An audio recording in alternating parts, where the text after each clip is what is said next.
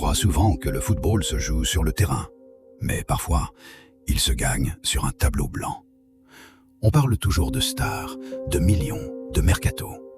Mais parfois, il suffit d'un seul détail pour transformer une équipe entière. En octobre 2022, le Bayer Leverkusen est au bord du gouffre.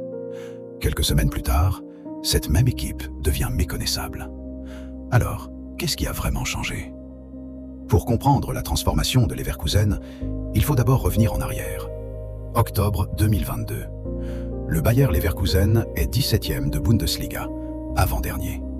Une équipe censée jouer l'Europe, qui lutte pour ne pas descendre. Sur le terrain, tout semble brouillon.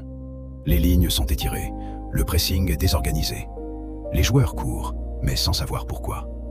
Offensivement, le talent est là, mais il est isolé. Chacun joue pour lui. Défensivement, Leverkusen encaisse trop d'espace, trop d'erreurs, et surtout, aucune identité claire. À ce moment-là, le problème n'est pas le niveau des joueurs. Le problème, c'est que personne ne sait exactement quoi faire, ni quand, ni comment. Le vestiaire doute, les supporters sifflent, et la direction comprend une chose. Continuer comme ça, c'est droit dans le mur.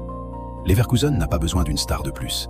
Il a besoin d'un cap, d'une idée, et surtout, d'un détail qui change tout. Quand Xabi Alonso arrive à Leverkusen, il n'arrive pas avec des promesses. Pas de discours grandiloquent, pas de révolution médiatique. Il arrive avec une idée claire, très claire, simplifiée. Dès les premiers jours, Xabi Alonso fait un choix fort, changer le système. Leverkusen passe à une défense à 3.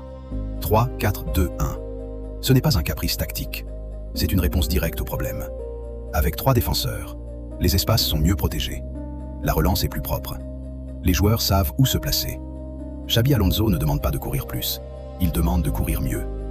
Chaque joueur reçoit un rôle précis. Pas « fais ce que tu peux », mais « voilà ce que tu dois faire, et voilà quand tu dois le faire ». Résultat, le pressing devient coordonné. Les distances se resserrent. Leverkusen commence à contrôler les matchs sans forcément dominer. Et surtout, les joueurs retrouvent quelque chose qu'ils avaient perdu, la confiance.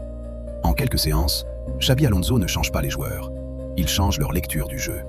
Dans ce système, personne n'est au-dessus du collectif. Les attaquants défendent, les défenseurs participent à la construction. Les milieux ne brillent pas seuls, ils relient. Chaque mouvement a un sens. Chaque appel crée de l'espace pour un autre. Leverkusen ne gagne pas parce qu'il a les meilleurs joueurs. Il gagne parce que chaque joueur sait exactement ce qu'il doit faire pour que l'autre soit meilleur. On le voit dans les matchs. Quand l'équipe attaque, les distances sont courtes. Quand elle défend, le bloc reste compact. Il n'y a pas de panique, pas de gestes inutiles, pas de sauveur solitaire. Xabi Alonso a fait un choix clair, le système avant l'ego. Et paradoxalement, c'est ce cadre strict qui libère les joueurs. Parce qu'ils n'ont plus à improviser, ils exécutent. Et quand une équipe exécute ensemble, elle devient dangereuse, même sans star. Ce Leverkusen ne fait pas rêver par des dribbles inutiles. Il impressionne par sa cohérence. Alors pourquoi ça marche? Pourquoi Leverkusen est méconnaissable en si peu de temps? Le détail n'est pas tactique, il est humain. Xabi Alonso a compris une chose essentielle. Les joueurs n'ont pas besoin de plus de liberté. Ils ont besoin de clarté.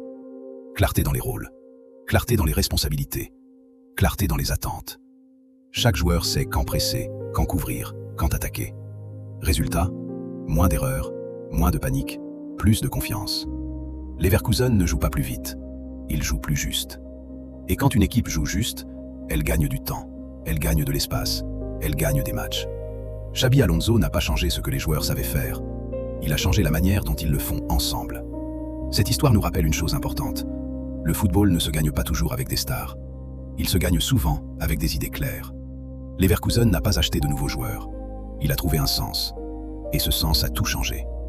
Alors la vraie question n'est pas « combien coûte une équipe ?», mais plutôt « sait-elle exactement ce qu'elle fait ?» Parce qu'en football, comme ailleurs, un seul détail peut tout changer.